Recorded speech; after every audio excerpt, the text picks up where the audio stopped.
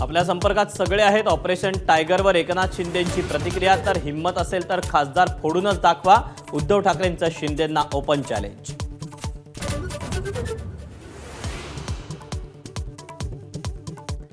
महाराष्ट्राची प्रौढ लोकसंख्या 9,54,00,000, मग मतदार 9,70,00,000 कसे? राहुल गांधींचा निवडणूक आयोगाला सवाल। अंतिम मतदार यादी देण्याची मागणी।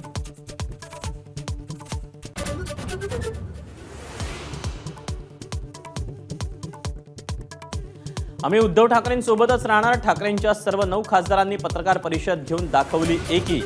बीडमधील घटनांवरून लक्ष हटवण्यासाठी खोटे दावे। अरविंद सावंतांचा हल्लाबोल।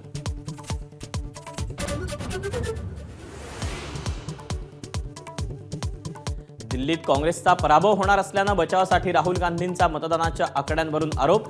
देवेंद्र फडणवीसांचा हल्लाबोल। तर हा रडीचा डाव असल्याची अजितदादांची ही टीका।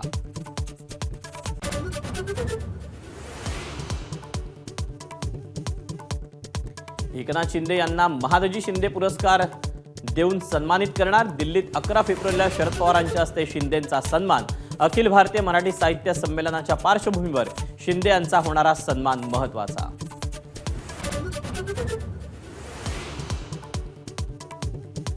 लाडकी बहीण योजनेत आतापर्यंत 5 लाख महिलांना वगळला। आदिती तटकरेंची माहिती। इतर योजनांचा लाभ घेणाऱ्या महिला अपात्र।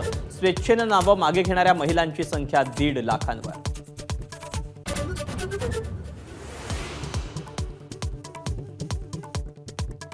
मी तोंड उघडलं तर धनंजय मुंडेच नाही तर पंकजा मुंडेंचंही पद जाईल। करुणा शर्मांचा हल्लाबोल। दबाव टाकून मुलाला आपल्या विरोधात उभं केल्याचाही आरोप।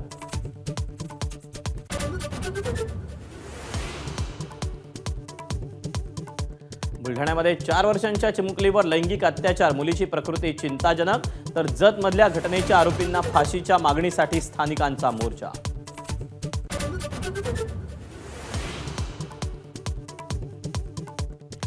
दिल्ली विधानसभा निवडणुकीच्या निकालाच्या तोंडावर केजरीवालांच्या घरी एसीबीची धडक। नोटीस न देताच एसीबीचं पथक आल्याचा केजरीवाल यांच्या टीमचा दावा।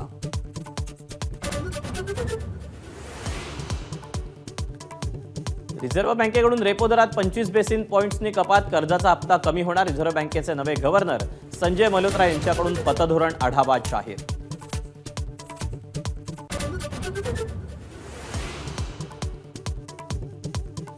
सात पाकिस्तानी घुसखोरांचा खात्मा करत भारतीय सैन्याची उल्लेखनीय कामगिरी। पुंछमधील कृष्णा घाटीजवळ घुसखोरीचा प्रयत्न।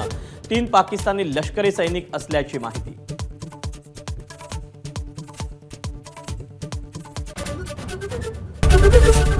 एबीपी माझा, उघडा डोळे बघा नीट।